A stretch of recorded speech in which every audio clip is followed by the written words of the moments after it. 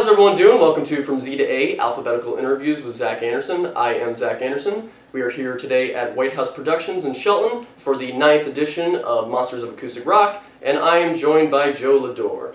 So thank you so much for being on the show. Thanks, Zach. You're welcome. And so I'm going to ask you the difficult questions as long as they have something to do with the letters of your name. I saw that. Yes. So we're going to start with Jay. Tell me about your musical journey. Where did you start playing? How long have you been playing? Where was your first gig? Sure. So I've always loved music as a kid. I didn't start playing an instrument until college. My freshman year in college, my roommate had a guitar in the room, and first day of college, he said, "I hope you don't mind, but I play guitar. I'll try to keep it down." Mm. And I said, "Well, I actually prefer if you teach me." So he taught me how to play guitar. Thank you, John. John Lucas in Fast Ricky, if you're ever in the Danbury area. That's where he's from. So he taught me how to play guitar at 18 years old, and I just embraced it and played every day for the next 4 years of college. In 1993, a couple of guys got together, and myself, and we started an acoustic act.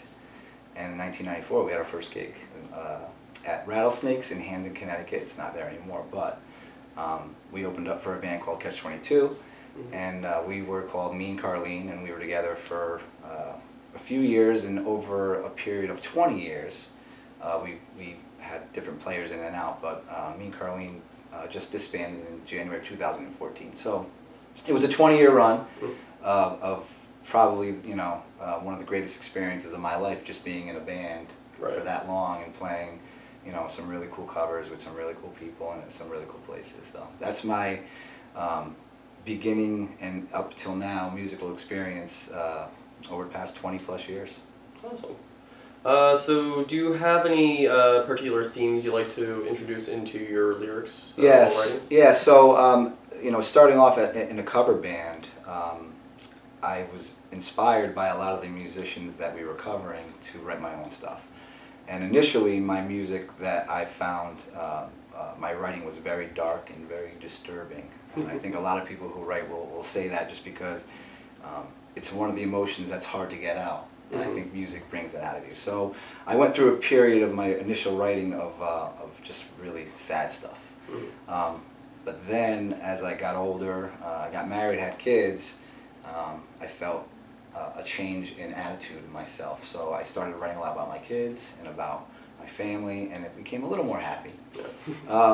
And now I kind of write whatever comes to me. I feel comfortable in basically expressing myself and saying whatever I feel like. So, I saw my writing evolved as I got older, but I'm happy to say it went from sad to happy as opposed to the other way around. Right. Right. How much does an audience affect your set lists? It can have an effect. A lot of the stuff that I do now when I play out, especially now that I do a lot of acoustic solo stuff. I'm not in the band anymore, so when we were in the band, we played a lot of top 40 rock and roll stuff for the bar crowds we were playing at. Now I play a lot of happy hours and sometimes brunches and all different types of venues. So I like to play music that inspires me, that I like, artists like Jack Johnson, Jason Mraz, Damien Rice, but at the same time I know a lot of the audience doesn't know the stuff that I like, so I'll mix it up a little bit and I'll play a little popular, some popular stuff, a little more modern stuff that people will appreciate, like Magic, or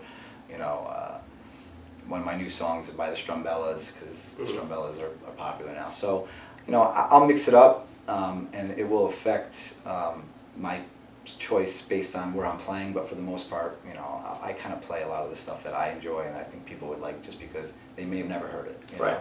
And a lot of the covers that I do now are local covers. I do a lot of artists that are up and coming, or that are just, people never heard of because they're not on the radio, or they're friends of mine and they write good songs. So I cover a lot of stuff really now that will kind of give exposure to people that, people like Robert and you, and if I hear a song that I like, I'll cover it because it's cool. It's good music that people need to hear, and they won't hear it otherwise. Right. So unless you're playing, that's the idea. All right. Tell me about your dream gig. Where would it be? Who else would be on the bill? and so on? So I actually went to a show last night at the College Street Music Theater. I was actually there too. They saw Ben Folds. Yep. And that's my type of theater. Mhm. My dream gig would be in a room like that. You know, not huge, you know, Right. not an MSG type of a Yeah. venue, but a smaller, more intimate venue, but with enough seats to, you know, to fit a couple thousand people. I think it's like a 1,500 seat venue. Yeah, yeah. You know, and my dream bill, you know, listen, I would love to open up for any of the people that inspired me. Lemonheads Mhm. is a cool band that really influenced my writing. You know, I like Jewel, like I said, Jason Mraz, Jack Johnson. There's quite a few people who I would love to be on the same bill with. But at the end of the day, if I had an opportunity to play at a venue like that, you know, it doesn't really matter who I'm open up for. You know, Right. I would love to just, you know, be able to share my music with some of the, you know, audience members who like those types of artists. You know, I would love to open up for Ben Folds, but his daughter opened up for him. Yeah, right. I don't know if I can get that gig going. Yeah. All right, so you recorded a single for a documentary, Skipping Joy, Yes. I believe at the studio, correct? Yes. All right. Yes. So tell me about it. Yeah, so a friend of mine is producing this documentary called Skipping Joy, and the movie is basically about the joys in life that you seem to forget about when you grow up, like skipping. As a Yeah. kid, we all skip, and then at some point in our life, we stop skipping, and I think that's a metaphor for growing up. But I don't think you need to actually have to stop skipping and not grow up. So I think the idea of the movie is really about, you know, embracing the joys in your life that make you happy, because if you're not, then you're skipping joy, and that's the kind of the premise of the movie. And we had worked on a song together, the producer and I. She had written lyrics, I had put some music to it and a melody that was going to be in the documentary. And we had discussed it, and we had a weekend together to kind of go over the logistics of the song and how we were going to do it. That meeting inspired me to go back and write this song called Skipping Joy that I re-presented to her. I said, I have another song I want you to listen to. And it turns out that she presented it to the other producers and the director, and it's going to be the title track of the song. So yeah, I'm pretty psyched about it. It's a good opportunity for me to get some exposure on some of the other writing I have. And you know, and it's funny because there is a line in the song. It talks about, the song is about similar to what the movie's premise is about you know, embracing life and doing things that you love to do. And there is a line in the song, whatever you give to this world comes back, Ben Folds 5. Mm-hmm. So it was kind of coincidental that he comes to New Haven around the time the movie's going to be actually released next year, and I was able to see Ben Folds around the time where my song is just being released. So, so yeah, I'm excited about the song and the project, and you know, hopefully we'll, you know, get some exposure and maybe influence some people to kind of not skip joy and enjoy your life and do things that you love. Definitely. Yeah, I've been listening to the song a lot lately, and it's a really it's stuck in my head. So. Oh, great! Well, I appreciate it. No problem. Yeah. So, on a different note, give me an example of an embarrassing moment you've had while on stage. I've had quite a few. I've played, like I said, I was in a band for 20 years, and sometimes it got a little reckless.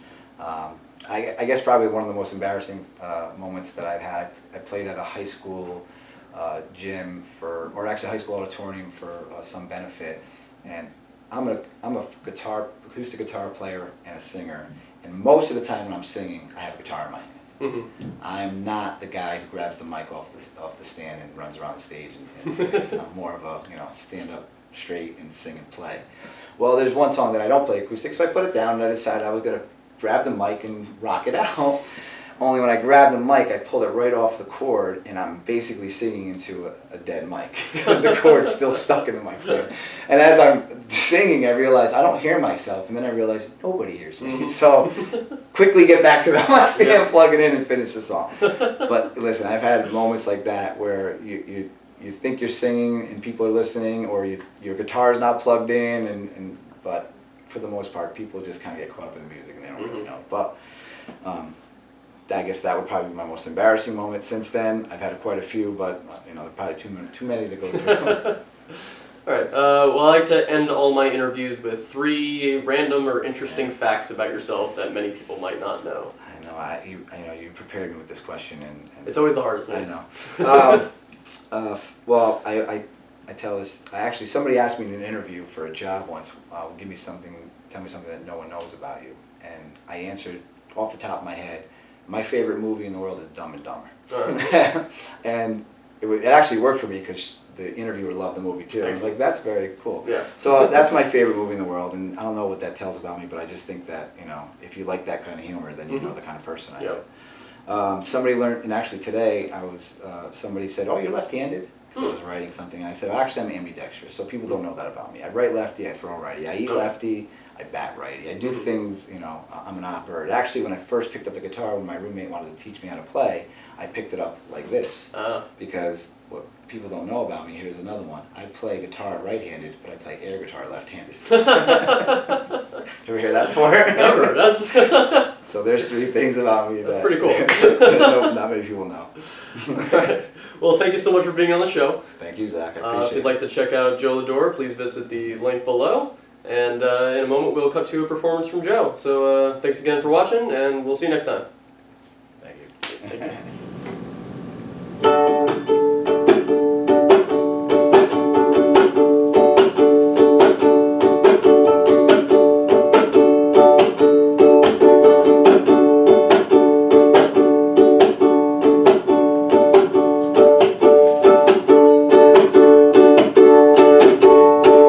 Deep in the heart of the bottom of every ocean, there lies a part of the world that nobody can see.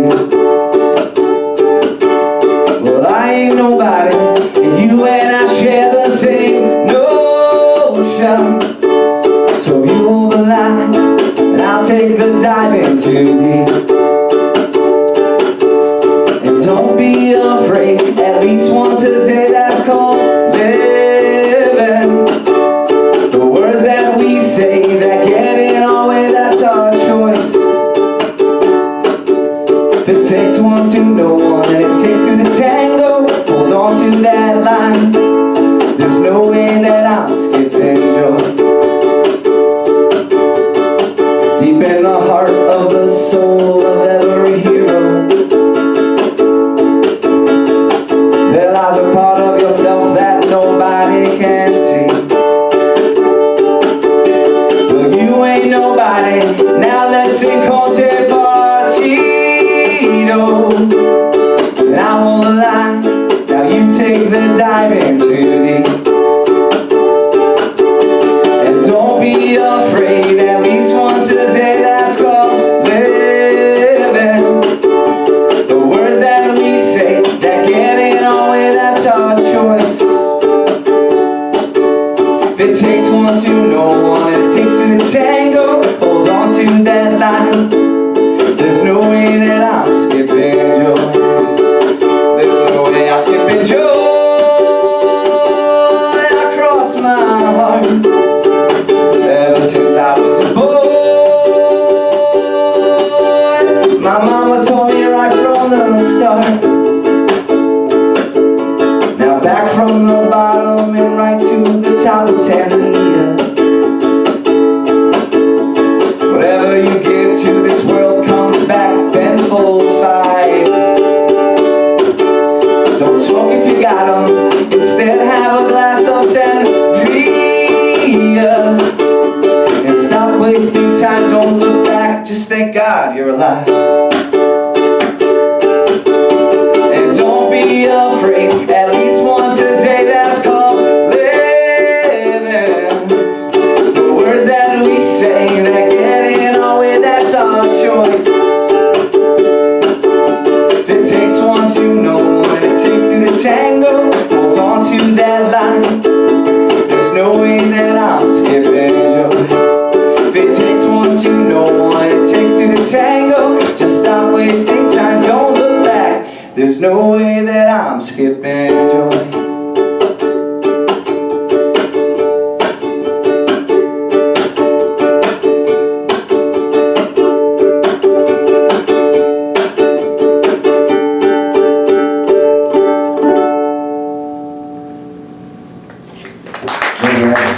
Happy LaDore.